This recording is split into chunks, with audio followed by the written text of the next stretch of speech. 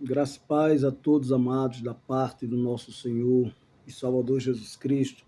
Queridos irmãos e amigos, vamos estar neste domingo que vem agora, que será o dia 25 de fevereiro, de 2024. Estaremos diante de mais uma lição maravilhosa com o título A Disciplina na Igreja. Deve haver disciplina na igreja? Que tipo de disciplina será essa? A igreja precisa retomar a essa questão de levar alguns à disciplina? Sim, com certeza. Escute bem. Nosso texto áureo, ele nos diz assim: E já vos esquecestes da exortação que argumenta convosco como filhos?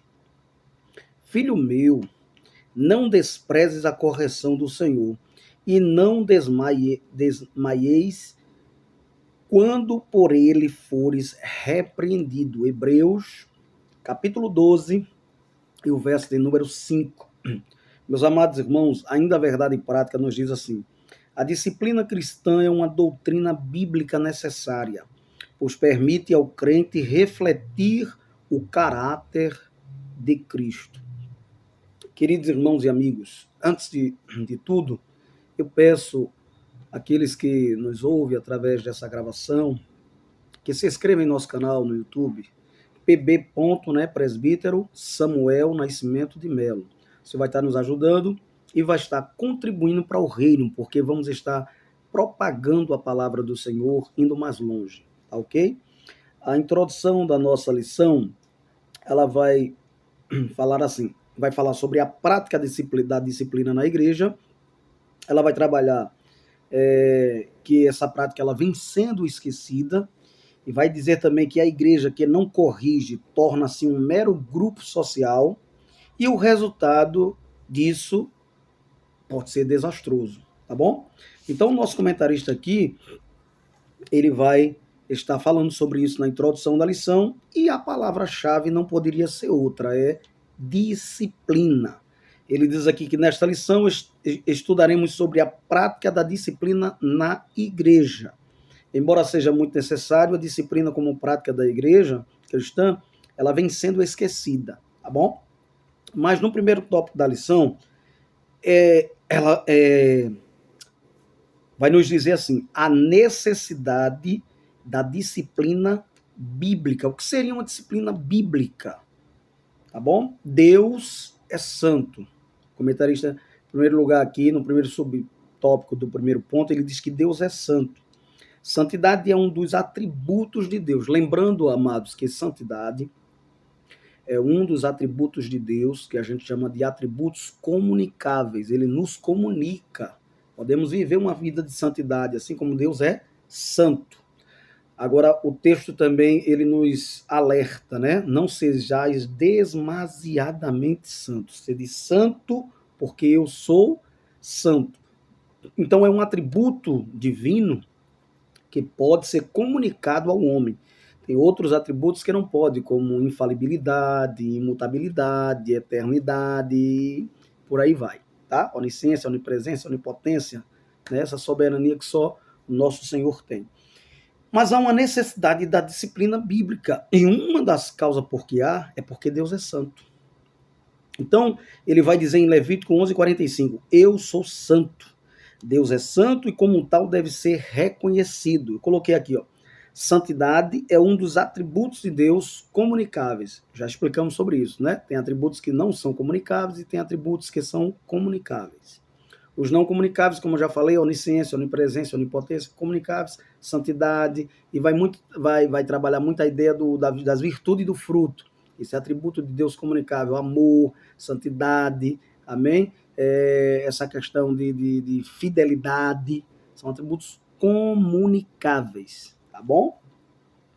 Sede santos porque eu sou santo. A santidade do homem, ela reflete a imagem e a semelhança de Deus.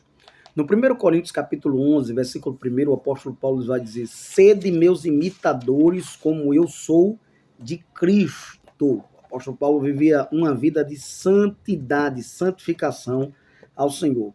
Lembrando também, amados, que a palavra santificar significa tornar sagrado, separar, consagrar, fazer santo, separado, consagrado, ok?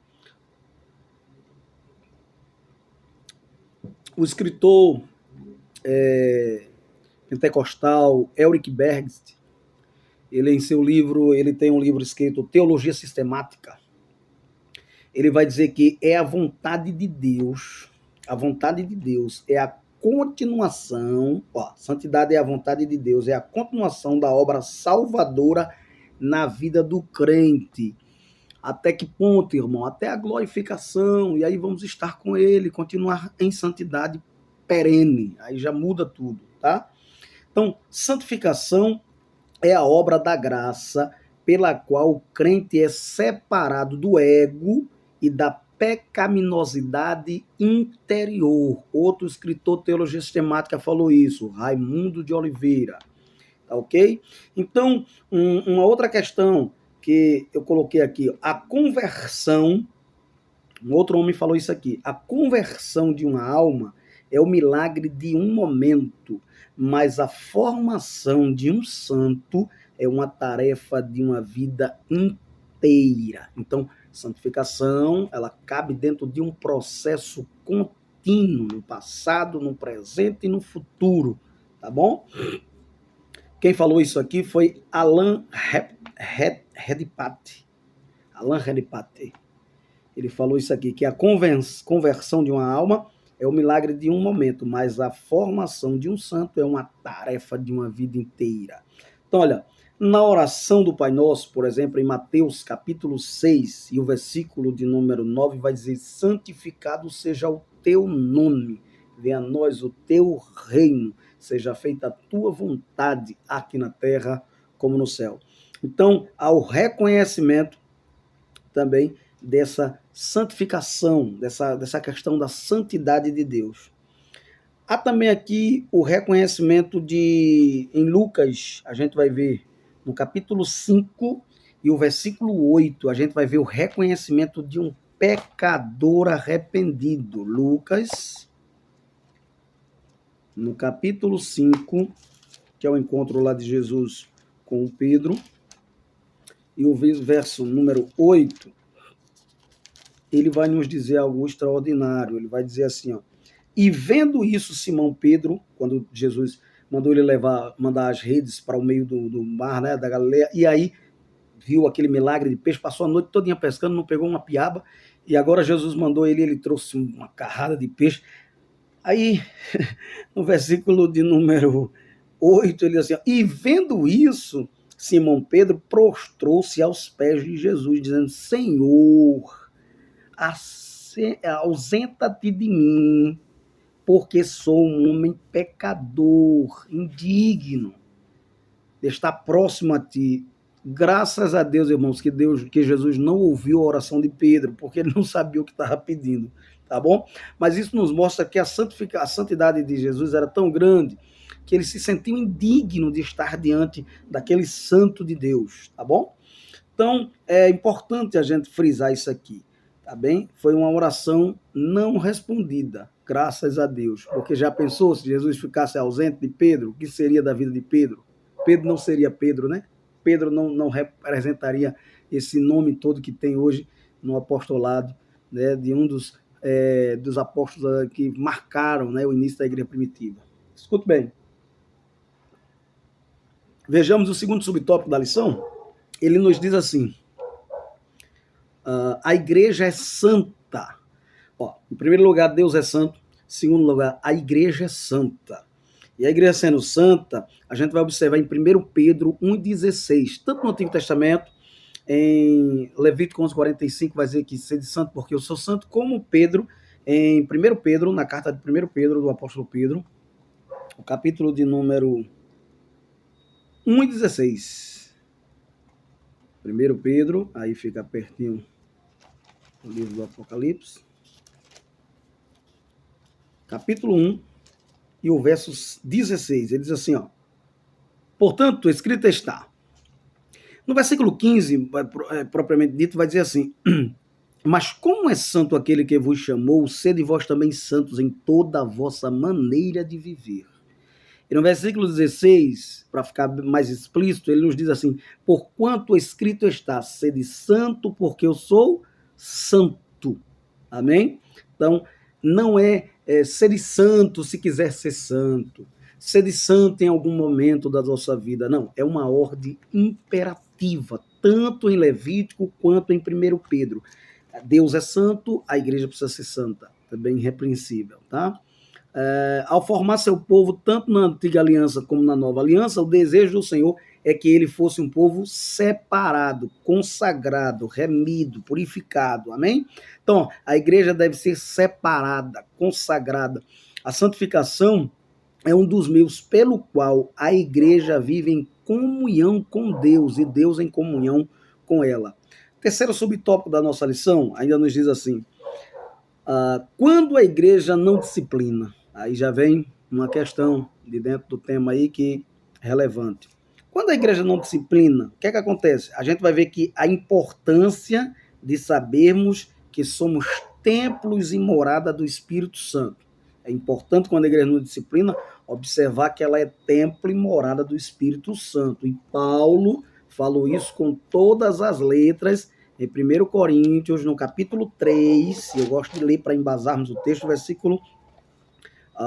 no versículo de número 16, diz: não sabeis vós que sois o templo de Deus e que o Espírito de Deus habita em vós? Se alguém destruir o templo de Deus, Deus o destruirá, porque o templo de Deus, que sois vós, é santo. Então precisa haver uma disciplina para que esse templo de Deus não seja destruído, demolido. Então precisamos disciplinar. Precisamos de uma vida disciplinar. Precisamos disciplinar aquele que precisa de ser disciplinado. Então, a santidade faz parte da identidade do cristão. A gente vai ver isso em Efésios capítulo 1, versículo 1. Então, o crente mundano e carnal é o crente que a gente pode considerar um crente indisciplinado. Quando você vê um crente mundano e carnal, ele está ali dentro da igreja, mas ele é mundano, ele é carnal, ele é um crente indisciplinado. Ele não adere à correção. E isso é um perigo gravíssimo, meu amado irmão. Isso é um perigo gravíssimo, igreja. Então, a falta de disciplina acaba destruindo o limite entre o sagrado e o profano. Quando não se há disciplina, fica difícil de a gente estabelecer esses valores, né? Tá bom? Então, olha, eu repreendo e disciplino quanto amo. A gente vai ver isso na palavra de Deus em Apocalipse. O Senhor falando no capítulo 3 de Apocalipse. Logo no começo, onde ele fala das igrejas. E o verso de número 19, tá? Que aqui vai estar enquadrado dentro da igreja de Laodiceia, tá bom? Que é a igreja que ele considera nem quente nem frio, mas considera morno. Ele vai dizer: eu repreendo e castigo a todos quanto amo, ser pois zeloso. E o texto termina dizendo assim: arrepende-te, aceite a disciplina. Tá bom? Aceite ser corrigido para que haja uma restauração. E a gente vai falar sobre essa questão. Vamos mais adiante. O segundo tópico da nossa lição. O segundo tópico da nossa lição nos diz assim: as formas. Cadê? O propósito da disciplina bíblica. Qual é o propósito que existe da disciplina bíblica?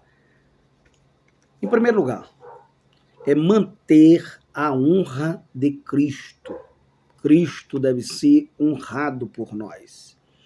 O que ocorre quando o pecado não é tratado na vida do crente? Eu coloquei aqui. O que é que ocorre? É que Cristo é desonrado e o nome de Deus é blasfemado, com base em Romanos 2, 24. Lembrando também que no texto de Salmos, no versículo 1, bem-aventurado o varão que não anda, que não se assenta, que não se detém, vai falar que se esse varão fizer daquele jeito que está ali no texto, ele vai ser bem-aventurado. Mas se ele não fizer, o nome do Senhor ali vai ser blasfemado. Se ele se assentar na roda dos escarnecedores, dos zombadores, daqueles que faz piada no nome da igreja, do nome de Cristo, que brincam com essas coisas que são sagradas, tem que saber separar o profano do sagrado. As pessoas não estão tendo mais temor a Deus. E o sábio Salomão vai dizer: o temor ao Senhor é o princípio da sabedoria. Então, amados, Cristo se torna desonrado quando não há disciplina e o nome de Deus é blasfemado. Então, Paulo condena e censura a prática pecaminosa na igreja de Corinto. A gente vai ver isso claro em Coríntios, 1 Coríntios, e eu vou deixar esse texto aberto, porque vamos trabalhar ele nessa aula mais adiante. 1 Coríntios capítulo 5, e o verso de número 2 diz: estais inchados, e nem ao menos vos entristecestes por não ter sido dentre vós tirado quem comete tal ação de pecado, um pecado absurdo que estava havendo. Então, queridos, Paulo exorta para que cada um examine-se a si mesmo. É um texto que sempre lemos quando estamos é uma das aulas que vamos ter, provavelmente depois já que vem agora outra, sobre a Santa Ceia. E em Coríntios, capítulo 11, 1 Coríntios ainda, capítulo 11, e o versículo 27 ao 32 vai nos falar sobre isso. Precisamos examinar-se a si mesmo, tá bom? Antes da gente comer do pão, antes de beber do vinho, tá bom? Que representa o sangue e o corpo do Senhor. Então, Apocalipse também, ainda capítulo 2, 14 e 15, vai falar sobre a exortação contra a doutrina de Balaão. E qual era a doutrina de Balaão, queridos? Ela está dentro da perspectiva de amaldiçoar aquilo que Deus abençoou. Não se pode amaldiçoar aquilo que Deus abençoou. Não se pode ter ganância, certo? Como o Balaão teve por valores, certo? Então é isso que o texto quer dizer. Mas no segundo subtópico, ainda do segundo ponto, diz frear o comportamento pecaminoso. Primeiro, manter a honra, o propósito, né, da disciplina bíblica é manter a honra de Cristo. Segundo, é frear o comportamento pecaminoso. O comportamento pecaminoso deve ser freado. Estamos vivendo hoje numa sociedade, amados, que é como se as pessoas estivessem numa ladeira no carro sem freio, um carro desenfreado. E mais cedo ou mais tarde vai se chocar. Mais cedo ou mais tarde vai ter gravíssimos problemas. Então, frear o comportamento pecaminoso. O comportamento pecaminoso deve ser freado. O pecado é contagioso, é como um vírus. Lembra da pandemia? Tem tantas epidemias, mas a pandemia é uma realidade bem mais extensa. E então o pecado ele é como um vírus, que ele vai pegando de maneira rápida, sabe? E contagiando aqui, contagiando ali, acolá.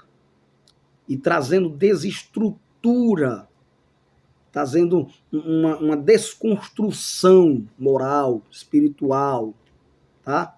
Fazendo com que o servo de Deus, a serva de Deus, perca essa comunhão, essa santificação, essa vida de busca pela santificação. Então, um pouco de fermento, 1 Coríntios 5,6 vai dizer, faz levedar toda massa. Paulo vai falar sobre isso. Em Coríntios, capítulo 5, versículo 6, 1 Coríntios. É importante a gente ressaltar que havia um problema gravíssimo ali na igreja de Corinto. E a gente vai tentar tratar aqui de uma maneira mais aberta para os irmãos entenderem melhor o que era que estava ocorrendo de fato, devia, tá? No terceiro subtópico do Senhor, o ponto diz assim, não tolerar a prática do pecado. Não se pode tolerar a prática do pecado. Ao que parece, o que estava acontecendo lá na igreja de Corinto era de conhecimento geral que um membro da congregação de Corinto havia cometido imoralidade. A imoralidade que esse camarada tinha cometido era tão grave, e eu vou para o texto lá, você vai entender que era muito grave, a ponto de nem os gentios praticar, nem os gentios viver na prática dessa imoralidade. Que tudo indica que ele estava praticando um incesto. Ele estava se relacionando com a madrasta dele, mulher do pai dele. Veja que coisa absurda. Aí Paulo vai dizer, ó, vocês conservam em sua igreja, não se lamentam, nem se entristecem, nem ficam envergonhados com o que está ocorrendo aí em Corinto. Não expulsam da comunhão de vocês um camarada que está vivendo numa vida de pecado absurda, praticando ato abominável ao Senhor.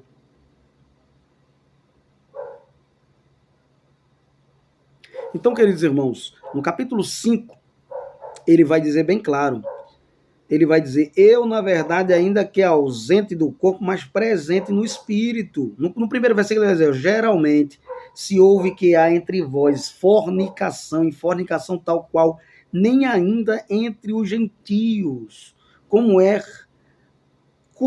haver quem abuse da mulher de seu pai. Veja que absurdo, terrível. Eu, na verdade, ainda que ausente no corpo, mas presente no espírito, já determinei, como se estivesse presente, que tal ato praticou, em nome de nosso Senhor Jesus Cristo, junto vós e o meu espírito, pelo poder de nosso Senhor Jesus Cristo. Ele está falando isso no seu nome de autoridade. Seja entregue a Satanás. A ideia aqui, muitos comentaristas, há uma divergência entre os comentários, né? A ideia aqui, a providência a ser tomada, né, consistia ser entregue a Satanás. Paulo fala isso, né? Então, olha, para alguns, quando Paulo fala isso, para alguns, esse ato descreve uma expulsão da igreja local, que tudo indica que foi isso que ocorreu. Para outros, era um poder especial de autoridade específica, né, concedida aos apóstolos, mas não existente nos dias de hoje. Então, o fato é que alguém, na condição desse camarada aqui, ele já está entregue a Satanás. O camarada está no maligno. 1 João capítulo 5, versículo 19 diz, o mundo jaz no maligno. Esse camarada já está vivendo na prática do maligno. Certo? Então, ele só está agora proclamando publicamente que a camarada não é digno mais de estar ali ligado ao corpo de Cristo, que é a igreja. Tá certo, meus amados irmãos? Então, tem casos que são específicos e é preciso ser resolvidos e tomar uma atitude mais drástica para que haja ordem, para que haja santificação e para que não leve de toda a massa. Tem até um ditado popular no mundo que diz, uma ovelha negra ela leva um rebanho a perder. Então, a proposta de Paulo é que ele seja disciplinado nessa vida, em consequência do pecado que cometeu, mas alvo do dia do Senhor, que o Senhor tenha de misericórdia dele, que ele se arrependa. E a gente vai falar ainda sobre isso. Mas ainda a lição, o comentarista ainda vai colocar o texto de Apocalipse, capítulo de número 2, versículo 20, que ele vai falar sobre o que dizer do espírito de Jezabel, né, que estava acontecendo ali na igreja de Apocalipse. Capítulo 2 de Apocalipse, e o verso número 20. Obviamente, Jezabel tinha morrido, irmão. Então, é um texto que vai falar no sentido espiritual aqui do que Jezabel praticava. Escute bem, no capítulo 2 e o versículo 20, diz assim, mas tenho contra ti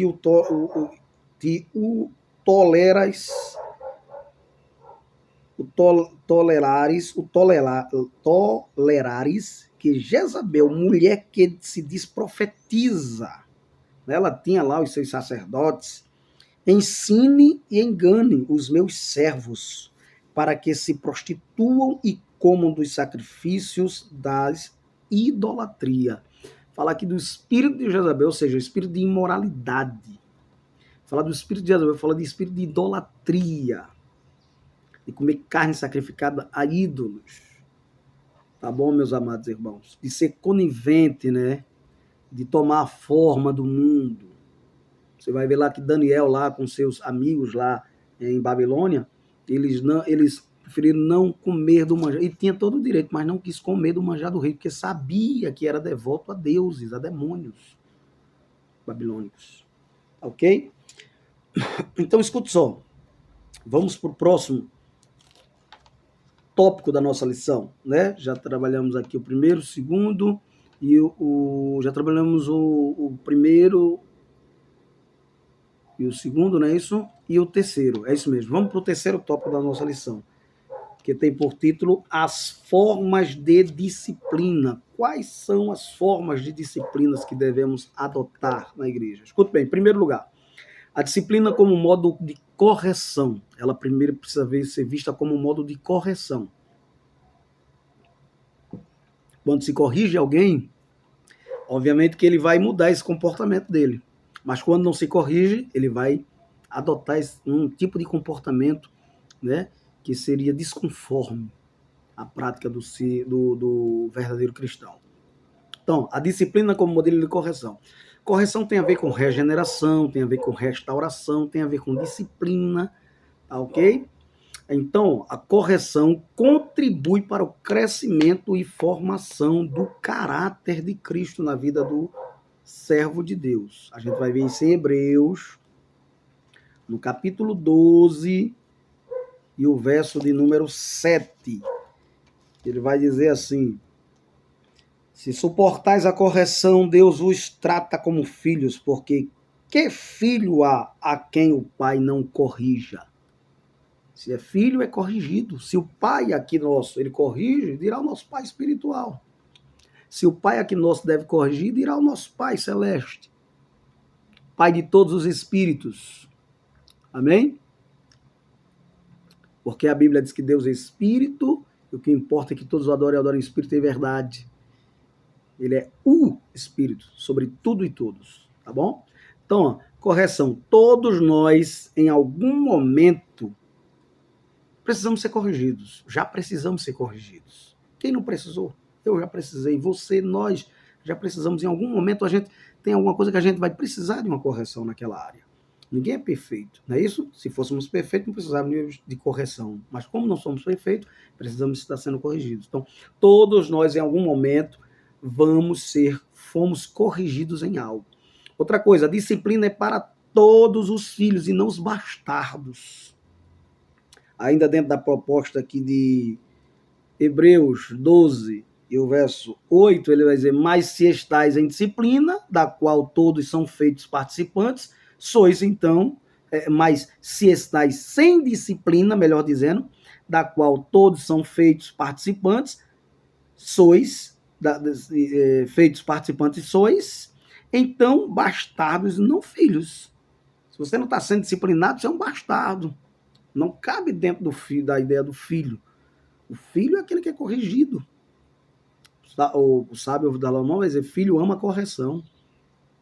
Né? Obedece ao teu pai, obedece à tua mãe. Ama a correção, porque isso é sabedoria. Tá bom? Então, o próprio apóstolo Paulo, ele corrigiu Pedro.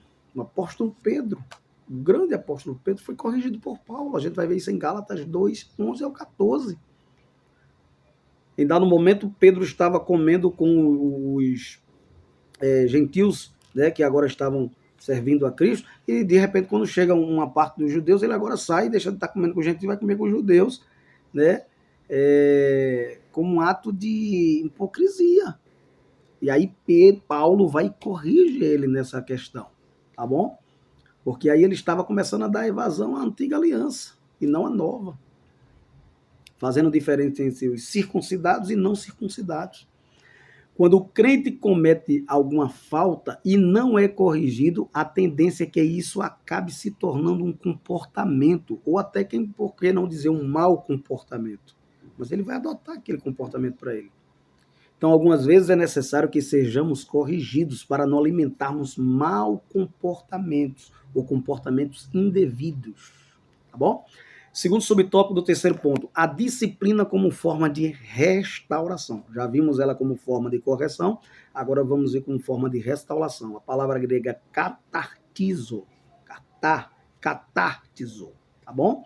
Encaminhai o tal, restaurar, tem a ver com restaurar, certo? Mateus capítulo 4, versículo 21, é usado para se referir aos reparos, remendos das redes de pesca deles lá, quando estavam pescando. E aqueles remendos lá das tarrafas, e aí faz com que as redes funcionem novamente. Da mesma forma, isso acontece com o ser humano, no sentido de fazer com que pessoas atingidas pelo pecado sejam restauradas novamente pelo Senhor. Assim como a rede de pescar volta à sua utilidade, tá bom? Após ser consertada, obviamente, né? Vem a correção lá, tá certo? Ela é corrigida e aí é consertada e volta a ser utilizada. Assim ocorre na vida do ser humano, que é corrigido, que é restaurado, consertado e volta a ter utilidade também novamente na casa do Senhor, tá bom? O que dizer da restauração do rei Davi, o homem de Deus, que premeditou um adultério, premeditou uma morte, tá? Dos 10 mandamentos, 5 ele foi degredir os 5, mas depois que Natan vai lá no capítulo 12 de Salmos e corre e fala para ele a repreensão, né? A disciplina como uma correção, e aí aí vem a restauração, porque ele vai se arrepende no capítulo 51, versículo 1 ao 12 de Salmos, a ponto de dizer: cria em mim, ó Deus, um coração puro, renova em mim um espírito reto, não me lances fora da tua presença, não retires de mim o teu Espírito Santo, porque sem ele eu não posso viver, eu preciso ser restaurado. Comparou o pecado dele, tá certo? Como uma lepra. Ele vai dizer: lava-me com isopo, né? Comparou o pecado dele como uma lepra. Horrível, o pecado é terrível. É a maior catástrofe da história da humanidade, o pecado. É a maior catástrofe da história da humanidade. Então, o terceiro subtópico da lição: a disciplina como modo de exclusão. E aí sim é o último caso da disciplina. Tem a ver com a questão cirúrgica, certo? O membro é cortado do corpo de Cristo. 1 Coríntios 5,13 vai falar sobre isso. Voltando aqui a Coríntios, no capítulo 5, vamos explicar melhor agora essa questão. E o versículo de número 13, ele diz assim: mas Deus julga os que estão de fora, tirai, pois, dentre vós a esse iníquo. O camarada estava considerado um iníquo, injusto, desviado dentro da igreja. Então, esse texto nos leva a entender que a mulher que estava com esse camarada aqui não era cristã, porque ela não é corrigida em nenhum momento, apenas ele é corrigido. Esse camarada que estava praticando o pecado de incesto dentro da casa do Senhor. Então, esse texto nos leva a entender que a mulher que estava com ele não era cristã. E aqui houve um desligamento. Paulo vai dizer aqui bem claro: ó, não é boa a vossa jactância, não sabeis que um pouco de fermento levará toda a massa. Alimpai-vos, pois, do fermento velho, para que sejais uma nova massa. Ele falando aos Coríntios: como estáis sem fermento, porque Cristo, nossa Páscoa, foi santificado por nós, pelo que façamos festa. Aí ele vai dizer: ó, já por carta vos tenho escrito que não vos associeis com os que se prostituem. Isso não quer dizer absolutamente com os devassos deste mundo, ou com os avarentos, ou com os roubadores, ou com os idólatras, porque então vos seria necessário sair do mundo. Mas agora escrevi que não vos associeis com aqueles que, dizendo-se irmão, for devasso, ou avarento, ou idólatra, ou maldizente, ou bebarrão, ou roubador, com tal, nem ainda comais. Ele não diz que você coma com ele, porque que tenho eu em julgar também os que estão de fora? Não julgais vós os que estão de dentro? Certo? Então ele estava de dentro, mas provavelmente a mulher estava de fora. Mas aí é um desligamento, ele manda sair. Então o que é que acontece? A Bíblia vai dizer que quando há esse desligamento, o próprio comentarista vai colocar aqui, ele vai ser bem feliz na colocação. Nesse caso, há um desligamento e não apenas um afastamento da comunhão. Em verdade vos digo que tudo que ligares na terra será ligado no céu, e tudo que desligares na terra será desligado no céu. Mateus 18:18. O próprio Senhor Jesus vai estar falando sobre isso. Eu ainda coloquei aqui para a gente ler Mateus capítulo 15, capítulo 18, o versículo 15 ao 18, para a gente entender melhor essa leitura, e aí eu vou encerrar a nossa aula, tá? Mas no capítulo 15 de Mateus, e o verso de número 15, Capítulo 18, versículo 15 ao 18, diz o perdão do pecado de um irmão. Ora, se teu irmão pecar contra ti, vai e repreende-o entre ti e ele só. Se te ouvir, ganhaste a teu irmão. Mas se não te ouvir, leva ainda contigo um ou dois, para que pela boca de duas ou três testemunhas toda a palavra seja confirmada. E se não as escutar, dize-os à igreja. E se também não escutar a igreja, quem é a igreja, irmão? Aqui, quem é a igreja? Era o povo que se reunia, a igreja local, tá? Considera-o como um gentil e publicano. Em verdade vos digo que tudo que ligares na terra será ligado no céu, e tudo que desligares na terra será desligado no céu. Também vos digo que se dois de vós concordarem na terra acerca de qualquer coisa que pedirem, isso lhes será feito por meu Pai que está nos céus. Porque onde estiverem dois ou três reunidos em meu nome, ali estarei presente entre eles como testemunha do fato ocorrido. Amém? Jesus está falando aqui de gente que chega ao ponto de não poder mais comungar com os irmãos. Ele é retirado tanto do corpo de Cristo, da ligação com a igreja local, como espiritual, nem se fala. Nem se fala. Amém?